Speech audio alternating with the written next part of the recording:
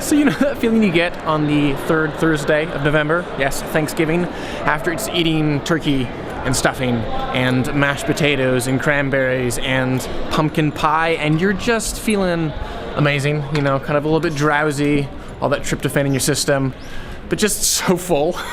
That is what I feel like on day number 4 of Star Wars Celebration in the best possible way. So amazingly awesome to be here.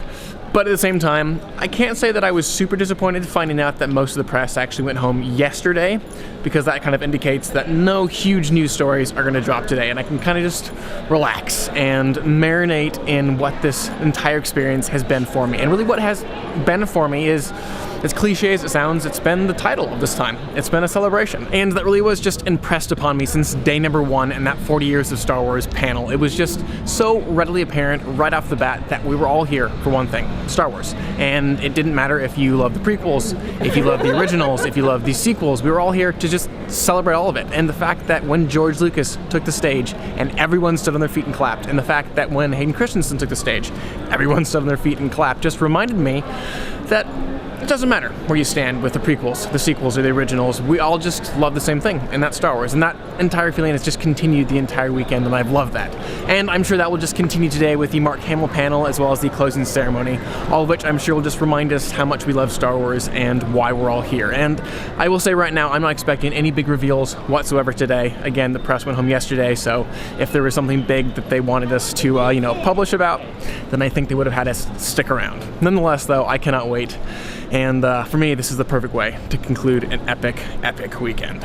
All right, Mark Ellis, we've come to the end of Star Wars Celebration, which feels a bit like the end of a Thanksgiving meal, where it feels really good, but I'm also really full and kind of like I just needed to digest, so allow me to relax for a second. Yeah, I'm about to take that turkey tryptophan nap, you know. Exactly. But in the meantime, it does feel like the end of Return of the Jedi when we're all just smiling and dancing and singing Yub Nub and drumming on dead stormtroopers' heads. It's so true, and I feel like for me, I mean, obviously, The Last Jedi trailer blew my mind. I love encountering Dave Filoni and Rian Johnson, the MVPs of this time, but I think for me, more than anything, for my first Star Wars Celebration, it was the fans. Yeah. Being with human beings that are like-minded with me. Prequels, sequels, originals, it didn't matter. We're all here for Star Wars. For you, though, what was like kind of your takeaway? What was the thing that really impressed upon you most? Well, to limit the fans to just the term human beings is doing them a huge disservice. They're creatures from all across the galaxy here today. Yeah, it's true. But yeah, I mean, the fans were incredible. For us personally, as people who were doing panels like the Collider Jedi Council panel or the Schmodown panel, which were awesome, by the way. We had to turn people away, and I feel terrible about that we didn't have a hall big enough to accommodate all the massive fans. But for me, I think it was, as much as I love The Last Jedi trailer and The Last Jedi poster, what a great looking piece of art that is. I think it was the Carrie Fisher tribute at the 40th anniversary with the John Williams reveal, where we're all sitting there in a hall, and it's just this beautiful thing. Her daughter Billie Lourd came out and gave a really nice speech, and they're all talking about how great Carrie was and how much we all miss her and what a great job she did in Episode 8, which we haven't seen yet as General Leia. And then the curtain drops,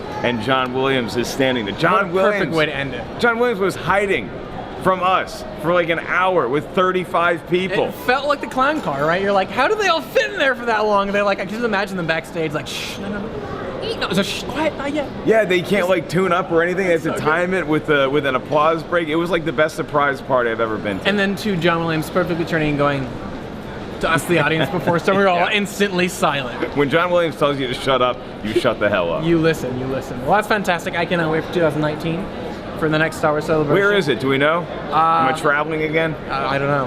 Where am I going? All right. Probably to maybe Tatooine. Okay. Shouldn't be too far, though. Lightspeed will take us. I'll talk to my travel agent. Exactly. And with that, my Star Wars Celebration 2017 journey comes to an end. And just a couple of great panels that just essentially summed up exactly what I thought they would.